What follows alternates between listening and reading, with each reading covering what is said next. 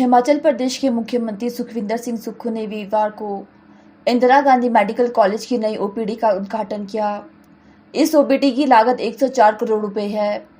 इससे हिमाचल प्रदेश के अलग अलग जिलों से इलाज कराने के लिए आने वाले मरीजों को सुविधा मिलेगी।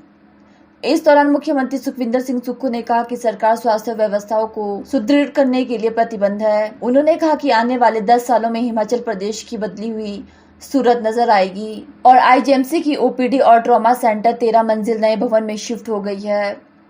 साथ ही ट्रॉमा सेंटर को भी जनता को समर्पित किया। नए भवन में ओपीडी और ट्रॉमा सेंटर आने के बाद प्रदेश की जनता को भीड़भाड़ से निजात मिलेगी।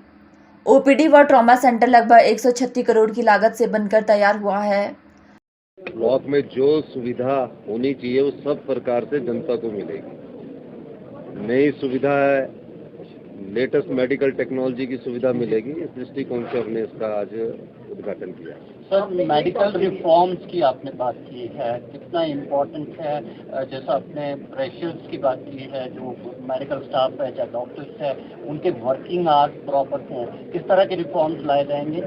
देखिए, कुछ चीज़ें मैं अभी आपको बता नहीं सकता, वो हमारा जब बजट आएगा उसमें आएगी, लेकिन मेडिकल रिफॉर्म्स की बहुत अधिक जरूरत है। हम उस व्यवस्था में नहीं चल सकते जो 40 साल से व्यवस्था चलती आ रही है। इस व्यवस्था में हमने परिवर्तन के लिए जैसे डिपार्टमेंट ऑफ इमरजेंसी मेडिसिन का आपको बताया है, इसी प्रकार और विभागों में भी हम परिवर्तन करने की कोशिश कर रहे हैं। बजट कहाँ से लाना उस दृष्टिकोण से भी कर रहे हैं। पहले हम बजट का प्रावधान करेंगे, उसके बाद लगाएंगे। पर कैजुअलिटी में तो हमने ये मन बनाया है कि अब पूरी तरह से इसमें जितना ज़्यादा स्टाफ हम देंगे उसको रखने के लिए अभी हमने स्टाफ स्ट्रेंथ आपको बता दिया, उसके लिए बजट का प्रावधान भी कर दिया गया।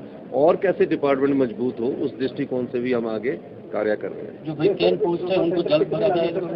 कितनी लागत है इस ट्रॉमा सेंटर पर? 104 करोड़ रुपया, टोटल बिल्डिंग पर 104 करोड़। ओपीडी में 104 है और ट्रॉमा में 32 करोड़ फीस है। ये हर प्रकार से आपको भी स्टडी करना है। योजनाएं युद्ध स्तर पर हम लोग बना रहे हैं और हमारा जो विजन है कि कैसे समृद्ध प्रदेश बनेगा वो बजट में आएगा। आप बजट को भी देखेंगे, उसमें उस बजट की हमारी निरंतर मीटिंग हो रही है।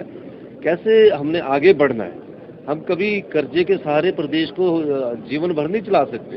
75,000 करोड़ प्लस 11,000 करोड़, 86,000 करोड़, 5,000 करोड़, 91,000 करोड़ प्रति व्यक्ति अगर हम कर्ज पर चलते रहेंगे तो हम कितना पैसा तो हम कर्ज के रूप, ब्याज के रूप में दे रहे हैं। तो उन चीज़ों को हमको समझना पड़ेगा और उसकी गहराई तक जाकर उसको ठीक करना पड़ेगा।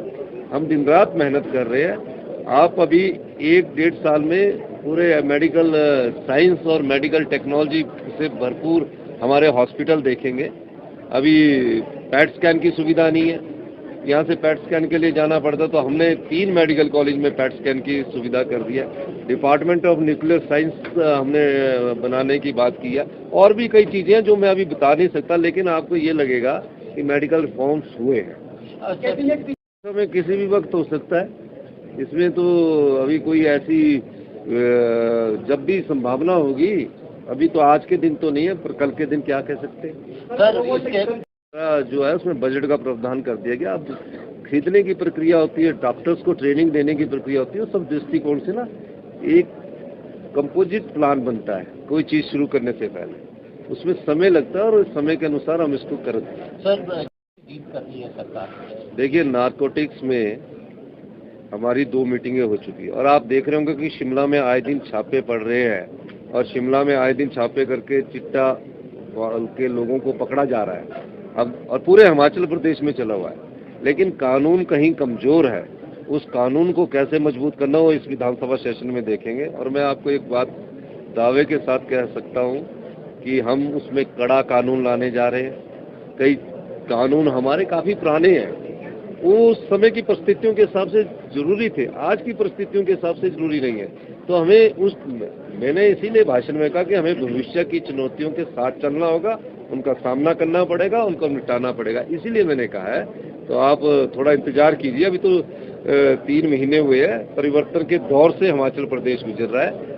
व्यवस्था परिवर्तन के लिए हम आए हैं, हम सत्ता सुख के लिए भी आए।